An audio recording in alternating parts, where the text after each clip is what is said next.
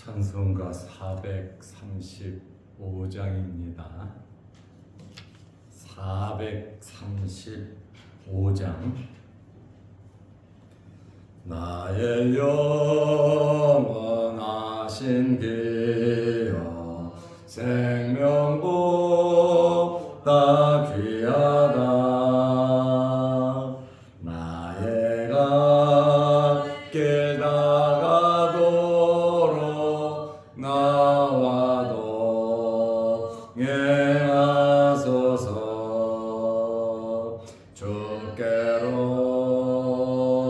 가까이 주께로 가오니 나의 갈 길 다가도록 나와도 행하소서. 세상 복이 아니람과 모든 명예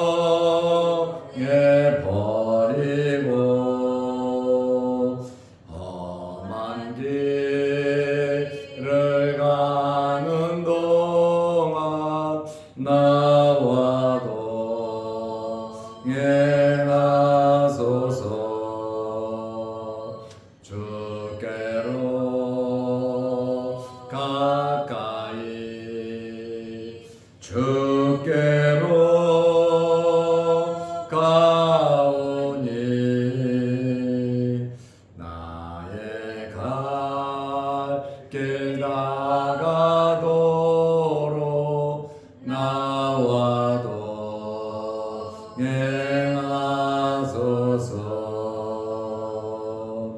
어두운 골짝 지나가며 험한 바다 건너서 천국 문에 이르도록 나와도 행하소서. 주께로 가까이 주께로 가오니 나의 갈 길 다가도록 나와도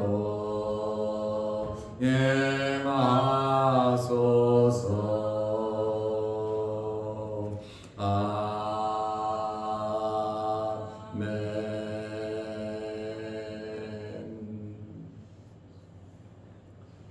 사도신경으로 우리의 신앙을 고백하겠습니다.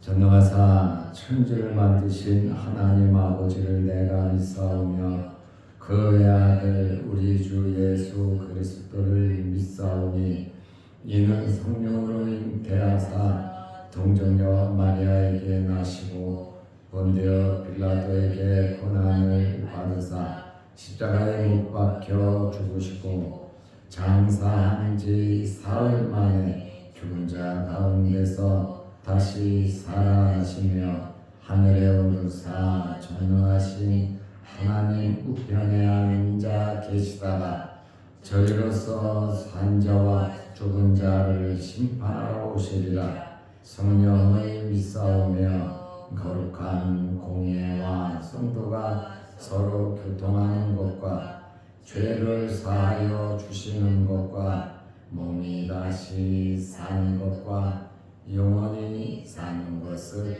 믿사옵나이다. 아멘. 하나님의 말씀 요한복음 8장 1절에서 6절 말씀까지 보겠습니다.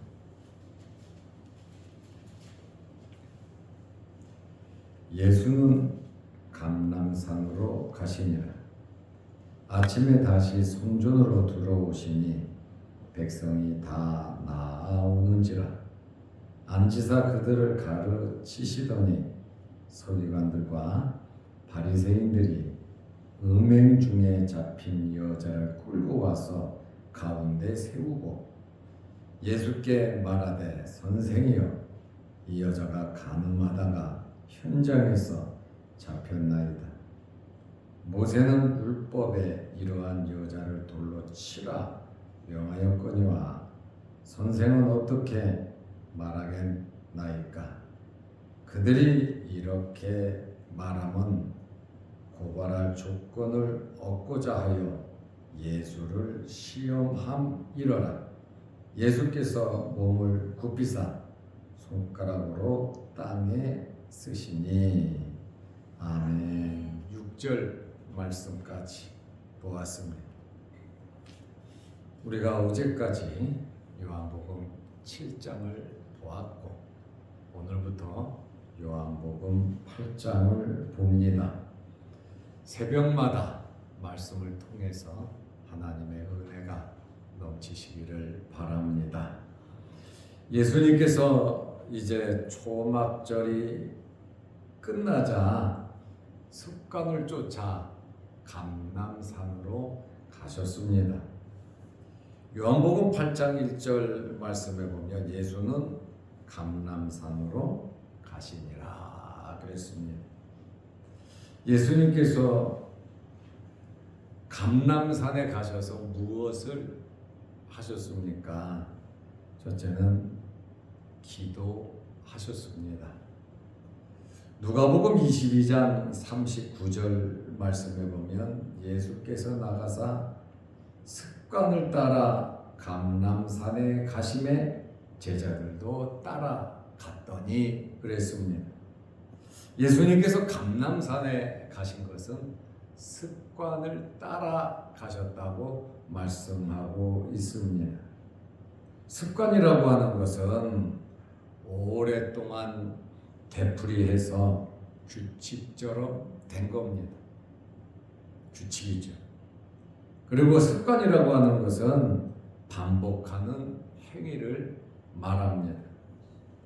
예수님께서 습관을 따라 감람산에 가셔서 기도하셨다.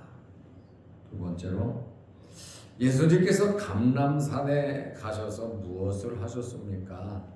쉬셨습니다. 하루를 쉬는 것은 내일을 위한 충전의 시간입니다. 누가복음 21장 37절 말씀해 보면 예수께서 낮에는 성전에서 가르치시고 밤에는 나가 감람원이라 하는 산에서 쉬시니. 사람은 일만 하면서 살 수는 없습니다. 쉬지 않고 살아갈 수가 없습니다. 쉬는 것도 일하는 것만큼이나 중요합니다. 하나님께서 낮과 밤을 만드신 목적이 있고 저녁에 쉬는 것은 내일을 위한 충전의 시간이 되는 것이고 하루의 피곤을 푸는 시간이 바로 쉬는 시간입니다.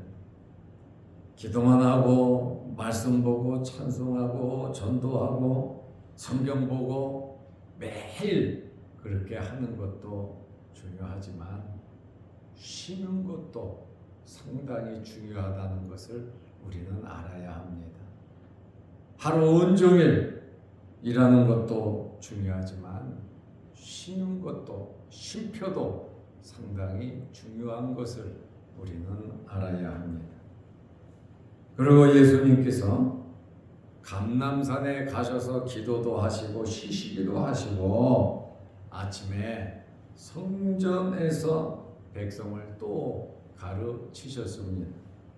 초막절이 끝나자 어마어마하게 모였던 사람들이 거의 다 예루살렘 사람들 빼놓고 또 예루살렘을 순례하는 사람들 빼놓고 다 외국으로 자기 집으로 자기가 사는 곳으로 떠나갔습니다.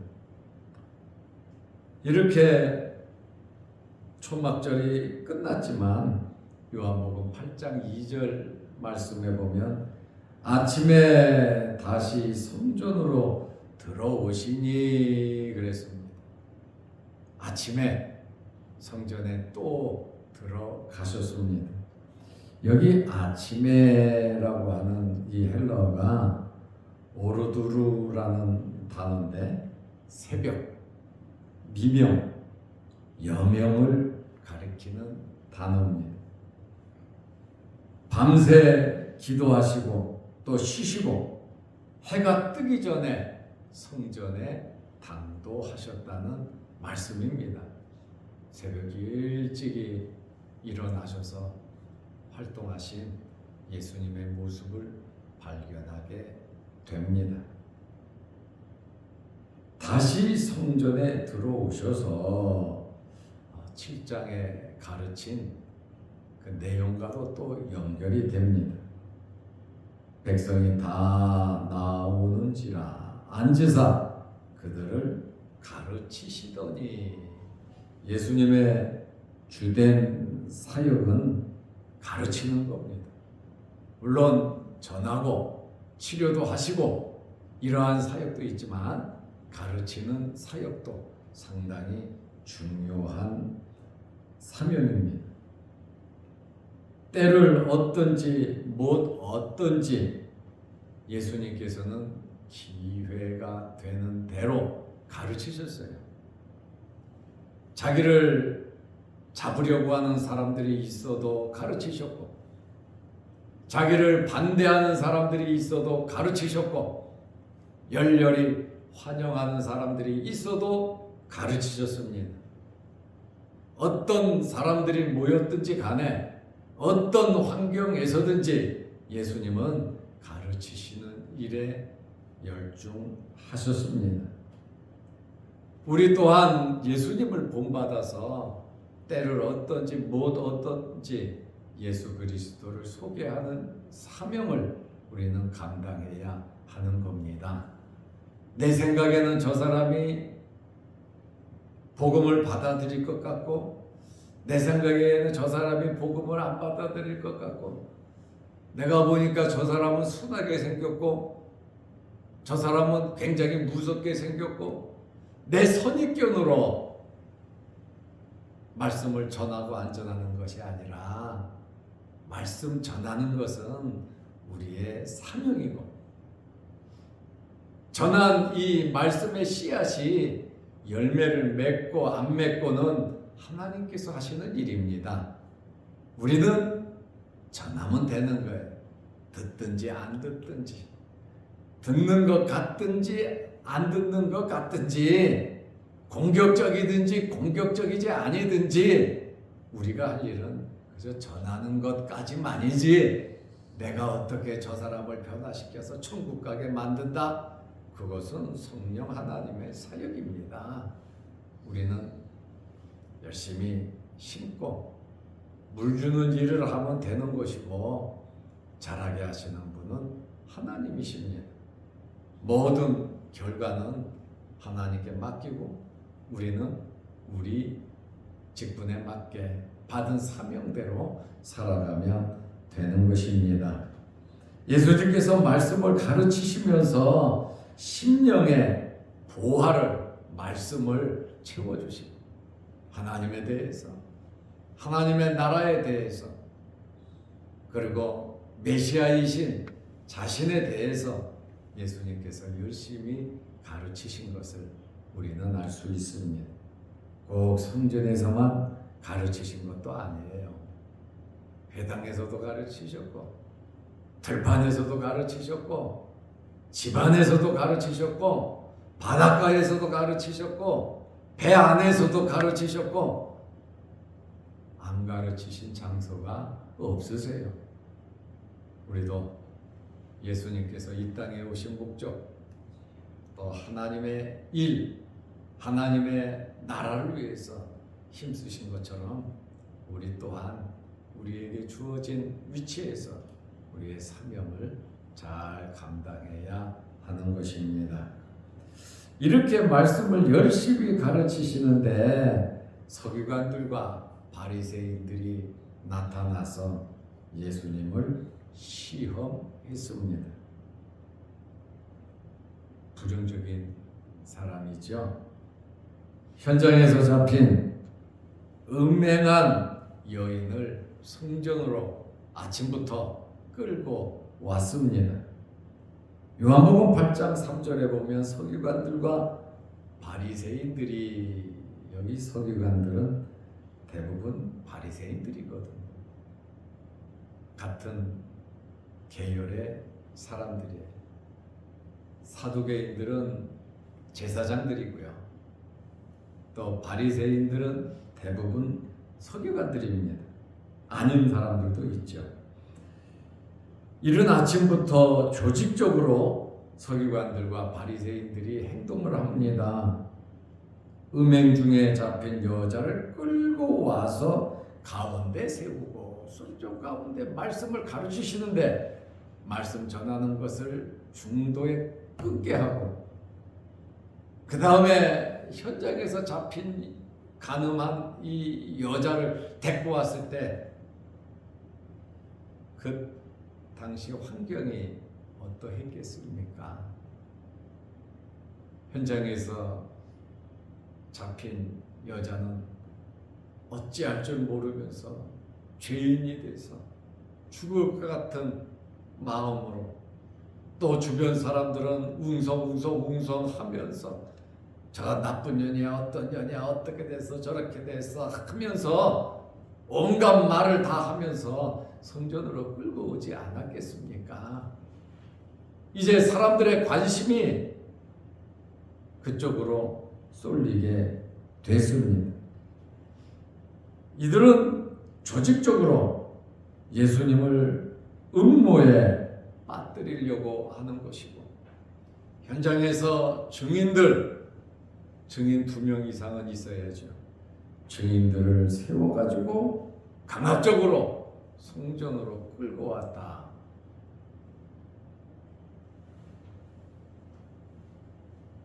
요한복음 8장 4절 말씀에 보면 예수께 말하되, 성전에서 가르치시는 예수님께 종교 지도자들이죠. 서기관들, 바리새인들이 예수께 말하되 선생이여, 이 여자가 가늠하다가 현장에서 잡혔나이다. 현장범이죠. 증인들도 딱 옆에 있고 빼도 박도 못하는 그러한 죄를 범했습니다. 그런데 현장에서 돌로 치지도 않았고 현장에서 죽이지 않았습니다. 현장범인데, 남자는 어디 도망갔는지 편리를 봐줬는지, 죄는 혼자 짓습니까? 같이 쳐 죽이라고 율법은 나와 있습니다. 남자는 나타나지 아니하고 연약한 여자만 아주 호되게 끌고 왔습니다. 그리고 증인 2명 이상 증인을 세워서 예수님이 계신 성전으로 끌고 왔습니다. 그러면서 자기들이 이야기를 합니다. 판결을 내리죠. 요한복음 8장 5절 말씀에 보면 모세는 율법에 이러한 여자를 돌로 치라, 그 말은 뭡니까? 죽이라는 거죠. 현장에서 죽여라 명하였거니와 선생은 어떻게 말하겠나이까? 모세는 현장에서 돌로 쳐 죽이라 그랬는데 선생님은 이런 여자를 어떻게 처리를 하시렵니까? 레위기 20장 10절 말씀에 보면 죽이라 그랬습니다. 그리고 신명기 22장 22절에서 24절 말씀에 보면 율법 해석이 맞아요. 이스라엘의 죄를 없애기 위해서 그러니까 이 서기관과 바리새인들이 예수님에게 율법을 가지고 와서 이 여자를 죽일 거냐 살릴 거냐, 선생은 어떻게 말하겠나이까. 이렇게 말하면 요한복음 8장 6절에 고발할 조건을 얻고자 하여 예수를 시험함이더라. 아주 못된 인간들이죠. 율법에 정해졌고 자기들이 율법을 지키는 자들이라면 율법대로 행하면 되고, 그리고 그 자리에서 죽이지 않는다면 공회로 끌고 가든지 어떻게 해야지 왜 성전으로 끌고 와갖고 예수님을 시험하냐 이겁니다. 남을 해코지하고 넘어뜨리려고 하고 함정에 빠뜨리려고 하는 자는 자기가 그렇게 당하게 돼 있습니다. 하나님께서는 행한 그대로 갚아주시는 분이십니다. 이 사람들은 여인의 부도덕함에 대하여 아주 격분을 하고 있습니다. 주변 사람들도 마찬가지겠죠. 그리고 이스라엘의 악을 제거하는 그러한 종교적인 목적도 있는 겁니다. 그리고 근본적으로는 예수님을 시험하려고 하는, 예수님을 고발하려고 하는 그러한 목적으로 질문을 한 겁니다. 그러면 예수님께서는 두 가지의 결정을 하실 수 있습니다. 죽이라고 하든지 율법대로, 아니면 예수님 소견대로 살려주라고 할 건지, 둘 중에 하나를 예수님은 하실 수 있겠죠. 만약에 예수님께서 이 여인을 죽이라고 했으면 어떻게 되겠습니까? 불쌍한 사람을 돌보지 않는 무자비한 사람이라고 욕을 할 겁니다. 죄인을 구원하신다고 하고 다 내게로 오라고 안식을 주겠다, 영생을 주겠다, 누구든지 내게로 오라고 해놓고 예수께서 죽이라고 한다면 예수님의 말씀과 모순이 된다, 이중적인 말을 한다는 것이죠. 그리고 죽이라고 하면 살인 교사죄로 고발하려고 하는 것입니다. 사람을 죽이는 권한은 이 당시에 로마 총독에게 있습니다. 그런데 율법을 들이대고 예수님이 죽이라고 한다 그러면 사람을 죽이라고 한 것은 로마의 법률 위반입니다. 살인 교사죄로 예수님을 고발하려고 이렇게 시험을 했고, 만약에 불쌍하니까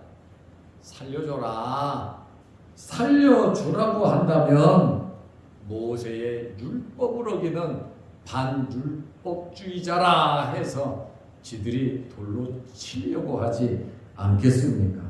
오히려 살려주라고 해도 끌고 가서 재판하려고 하는, 이러지도 못하고 저러지도 못하게 이러한 질문을 했습니다.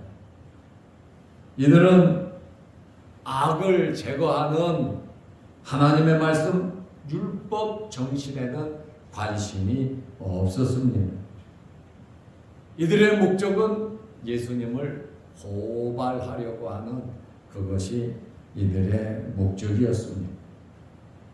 상대방을 올무에 엮으려고 하고 상대방이 어떻게 하나 시험하는 것은 정말 옳지 않은 방법입니다. 이런 방법은 마귀가 쓰는 수법입니다.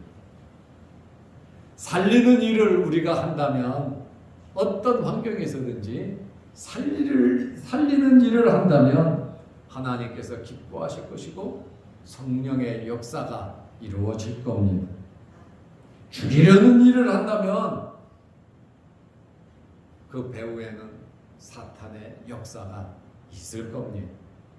성경을 보면 죽이려고 한 자들이 오히려 다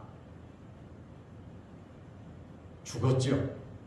다니엘을 죽이려고 한 사람 그렇게 됐잖아요. 요셉을 팔아버린 형제들 나중에 무릎 꿇고 철저하게 회개하고 잘못했다 그러잖아요. 다윗을 죽이려다가 사울은 결국 비참하게 죽고 말았습니다.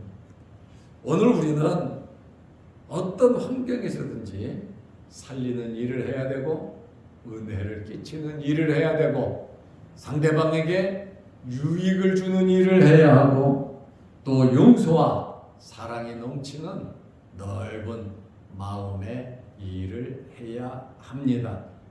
이른 아침부터 현장에서 음행 중에 잡힌 여자를 데리고 와서 뭐라고 말하나 하고 올무에 걸어 시험하는 이러한 자들의 행태를 보면서 우리 신앙인들로서 예수님의 피로써 구원받은 하나님의 백성들로서 하나님의 말씀대로 살리는 일을 하고 사랑하는 일을 하고 넓은 마음으로 관용하는 그러한 일들을 하시기 바랍니다.